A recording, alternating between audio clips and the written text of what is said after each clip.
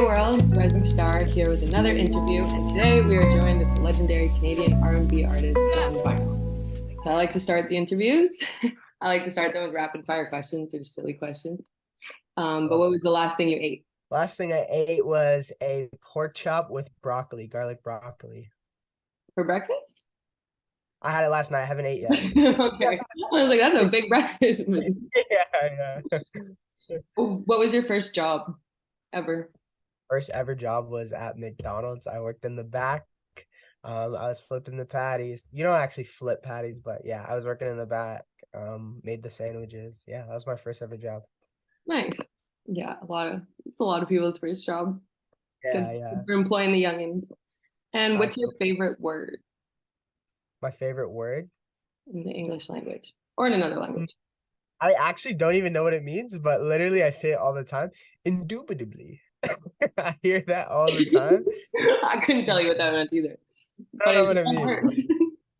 Yeah, it just sounds hilarious. Yeah, it just sounds cool. I wonder, it is a word confirmed?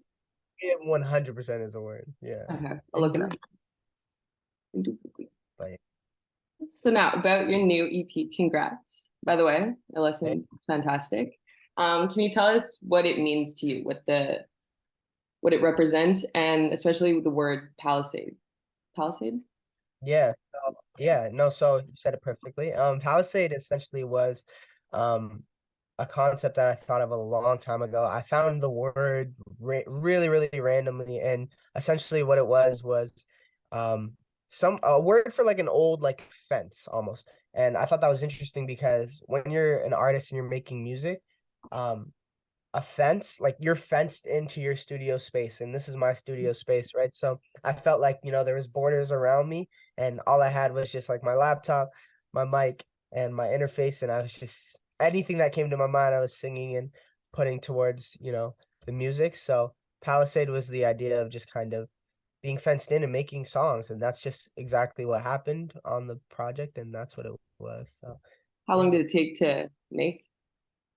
It was weird because I had some of the songs already and we like just threw them on to the project. They kind of worked. We just like recreated certain things, but I would say overall it took probably like 2, 3 months, like not too long, but You got yeah. right to it. Yeah, exactly. It's cool because when I looked up the definition of the word, what I got from it was that it was a defensive wall. So honestly, I thought your answer was going to be like, I've been building up a wall around my heart. Yeah, I was guarded. But no, totally different meaning. But that is the beauty of words, There's a bunch of me. a bunch of meanings. That's Um, sick. and so in Slowly, you say that you tend to be impulsive. Can you give us examples of moments of impulsivity? I think sometimes when you're kind of in the heat of the moment, you can be a little bit, impulsive, and yeah, sometimes I'll just like blurt out or like just be extra for no reason. So yeah, that happens a lot. And when I'm with my friends and they bring it out of me, I can be a little impulsive, but all in fun, not All in fun. not in Good. bad. Good impulsivity. It's fun. Yeah. Yeah, good little Um, alcohol maybe. yeah, that will make one impulsive. Yeah. You've seen a lot of growth in the last few years. How do you feel like you've evolved since then, both as an artist and in Yeah. your personal life?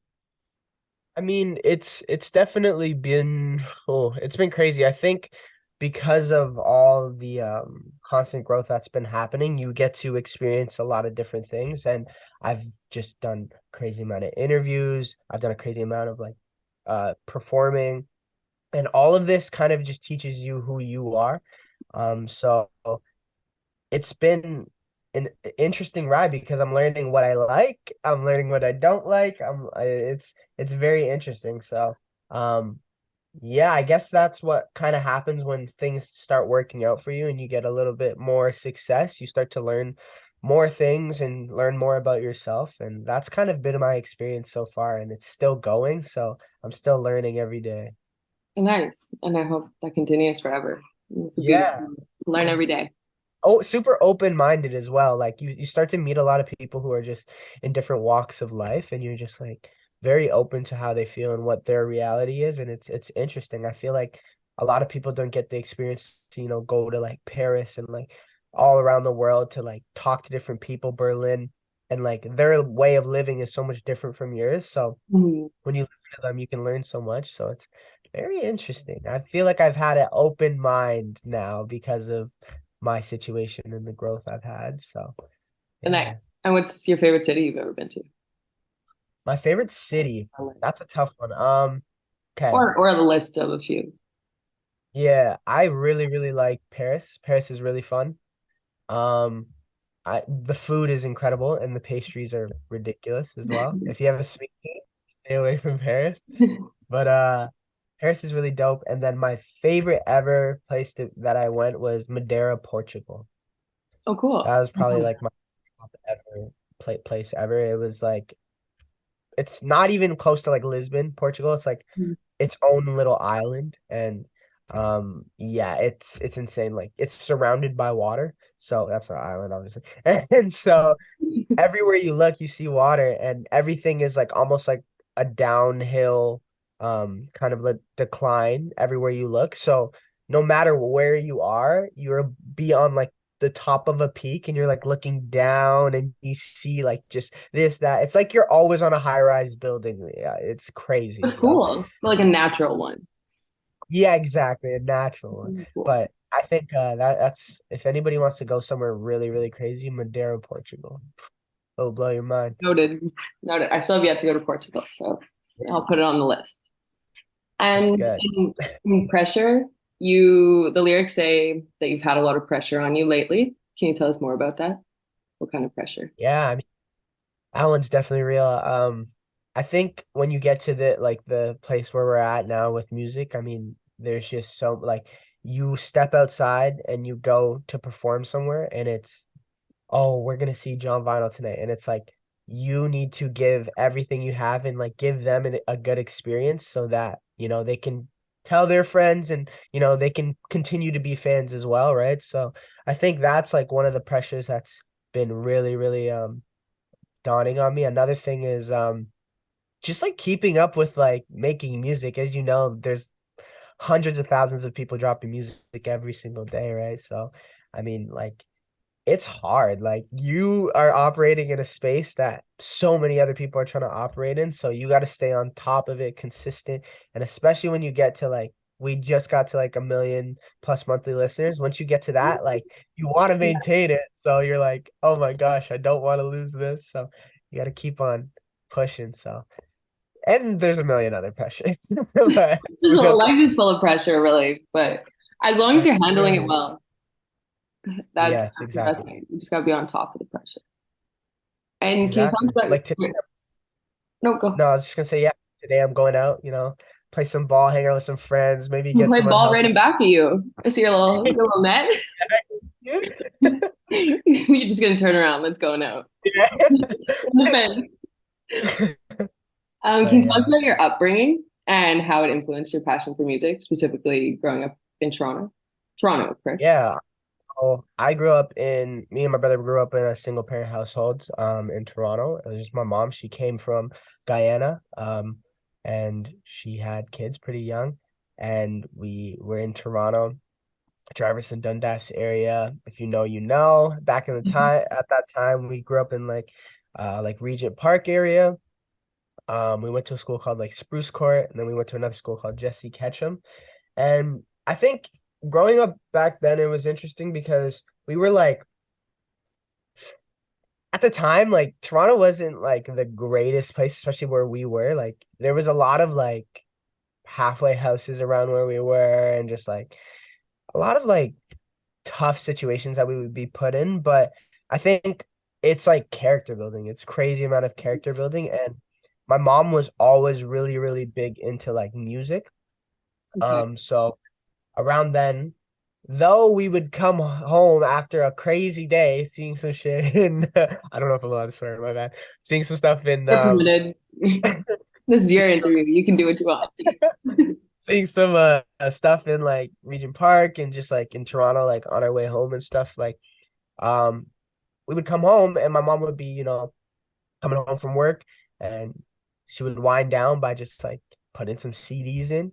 and those CDs happened to be what I create every day, which was R&B music. And um, she would be cooking, or we would be doing laundry, cleaning the house, whatever it is, but there was always this soundtrack behind us, which was music. So no matter what happened, like throughout that day or that week, whatever, relatives that we may have, lost to, like we always had music in the background just playing. And it was like, I didn't take in how much it was influencing me, but I think when we ended up moving, because it got too crazy over there, we moved over here to like Pickering area. And I kind of started meeting people who, made music, and um were doing it. And me and my friend Tyler, we just, because our lives were a lot different from the people that were in Pickering compared to when we were in Toronto. Like we didn't feel like we fit in too much, because like their problems compared to our problems were like night and day, I guess.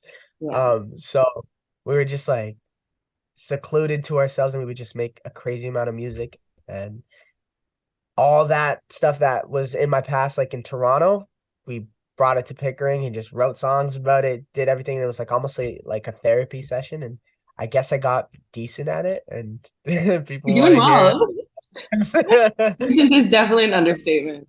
Yeah. So yeah, I mean that's kind of the influence it's had on me. I think Toronto is a very interesting place just because it's like so multicultural. I mean, there's just so much going on. There's so many stories from every single person that, comes in. Like, I mean, there's all races, they're all foreign people coming from different places. Their mom has a story, their dad has a story from, you know, Africa, like like in Ethiopia, like Spain. It doesn't even matter. Like people just come from all over the world. So I think it was an interesting place for me to grow up, because I've learned so much and I've appreciated so much. Yeah, as long as you learn to appreciate everything. And who are some of the artists you remember your mom playing? Oh my gosh. Okay, she played a lot of Mariah Carey. She Nice. played a lot of Pink. She played a lot of Stevie Wonder, Luther Vandross, um, Boys to Men, Jodeci. It was crazy. Like Usher would always be playing Chris Brown. Yeah, it was so much, so many What was artists. hip? Oh, there was so much. Like for me personally, it was like Usher. Like Usher Yeah, was crazy back then. one of Um, the R&B kings, truly. One of the yeah, for sure. And Chris Brown too. Like, I mean, he was so young back then too, but like he was so like prominent in like the 2000s and to Yeah. net, but those ones like resonated with me more just because I was younger, they were younger. They were like Chris Brown's And like his in a park music, trying to get a girl. and his music videos, yeah, were like in the school hallway. Exactly. Exactly. It Yeah. was more relatable, but I do remember my mom playing like those OG like songs, and I would be like, oh shit, like I feel sad, I feel happy from this, like yeah, like Mariah Carey, like We Belong Together, like she would be screaming that song in the house. It's so funny, but yeah, it was a good time. Nice. When people, so saying how you feel like happy and sad, when people listen to your music, what do you want them to feel? What do you hope they feel? I want them to feel just like the honesty that I'm trying to like give them, and I want them to just like also evaluate, like when they hear what I have to say, I want them to evaluate their lives through it as well, and their experiences. Because I think for me, what I realized about writing is like, of course, some of the songs I write are going to be true, and some are going to be like embellished a little bit, and some might just not be real at all. You know what I mean? But I think at the end of the day, it's like it's a story that can be told, and it can be relatable to your life. And I think that's what happens in music. I think a lot of people have listened to my songs and they're like, I resonate with that. And then there's also just like the melody and all that kind of brings them in and they like, or the vocal performance. But yeah, I just want people to feel the honesty that I'm putting forth. And then I want them to also look within themselves and think about how they feel about a situation and what their take is on it. But overall, just like good vibes, like happy. Just I want them to be happy. I want them to be able to have that tea in the morning and sit back and smile while listening to music, So or coffee, whatever you're gonna Whatever. do. Yeah. Yeah, still to this day, one of my favorite one of your songs is Sundays. Oh, Yeah, and that's exactly it. It's in the morning kind of vibe. that's exactly it. That's exactly it. Start your day on a good note, a good vibe. No. Can you tell us about one of the hardest things you've had to go through in your music career thus far, and then how you, Um, yeah, let me think. What's something? unless it's been an easy road. But No, it's definitely been bumpy sometimes. I think one of the hardest things has been okay, so for example, I mean, there's a million things, but I'm just gonna take one that's like easily digestible. But I think one of the biggest things was when I started making music, right? And I still have this problem to this day.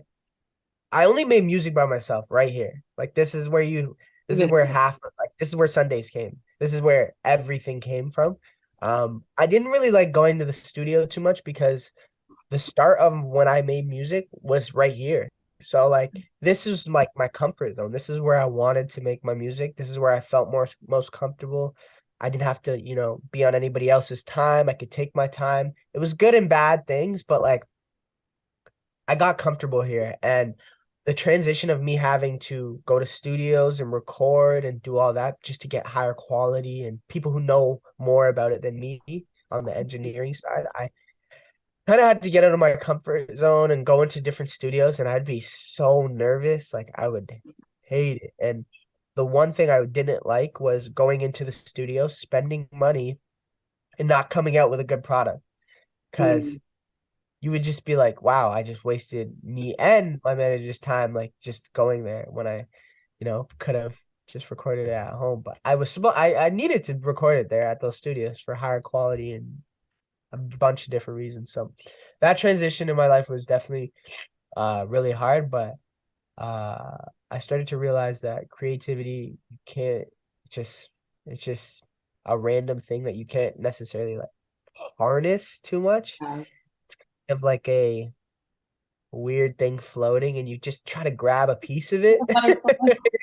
You're just like, you're trying to grab a piece of it. It's not really something that you just have all the time. So once I was able to accept that, I realized, okay, like I don't have to put this pressure on myself.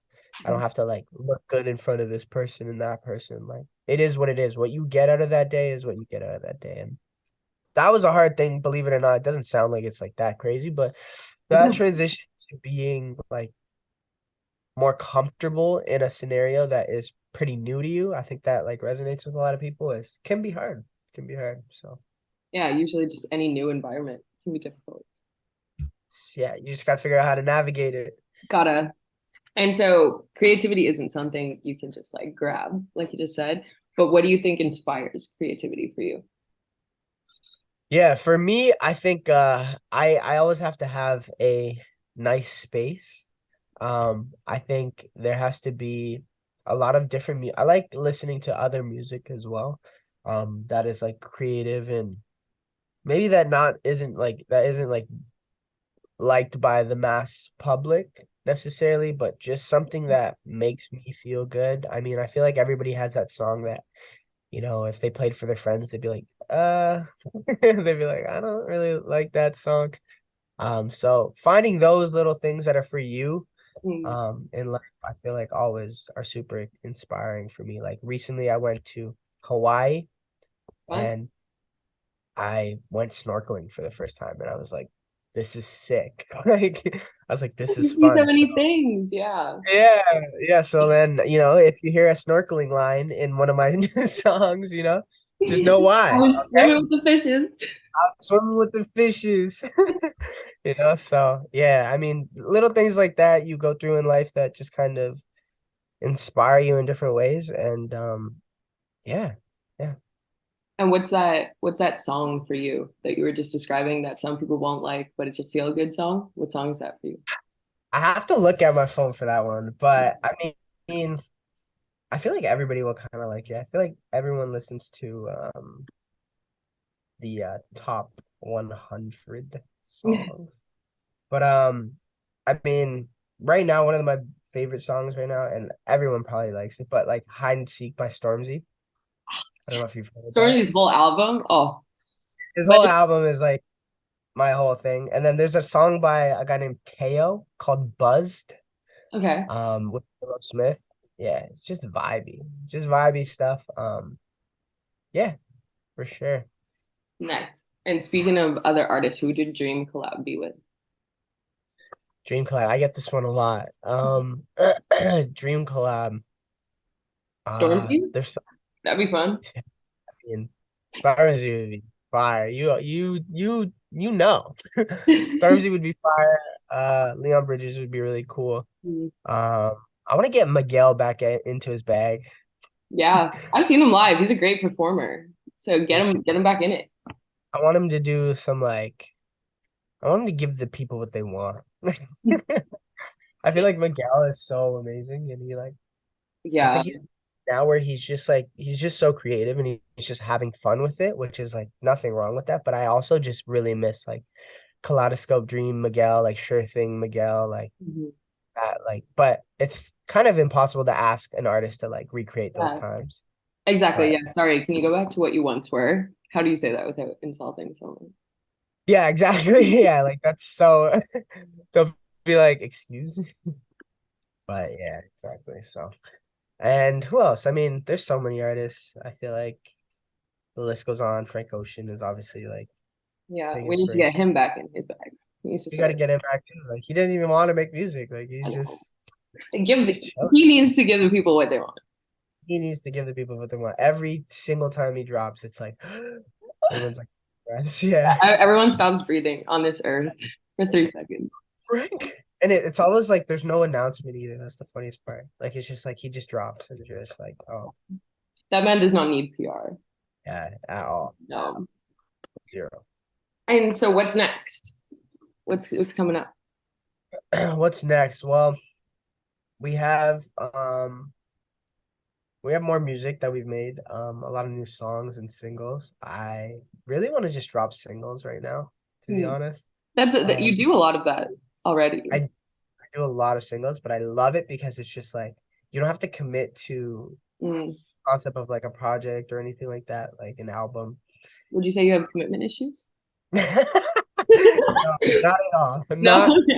Not at all. But no, yeah, I feel like I'm super into like just releasing songs that have different feels and I want to just show people what I can do. And like an album sometimes doesn't, for me personally, allow you to do that necessarily because you kind of want to like stick to the playlist of songs like kind of going together. And sometimes I make like weird stuff. So, but I think, yeah, I will be making an album very, very, very soon. I'm gonna have lots of singles that are coming out. I hopefully will be announcing a tour, hopefully.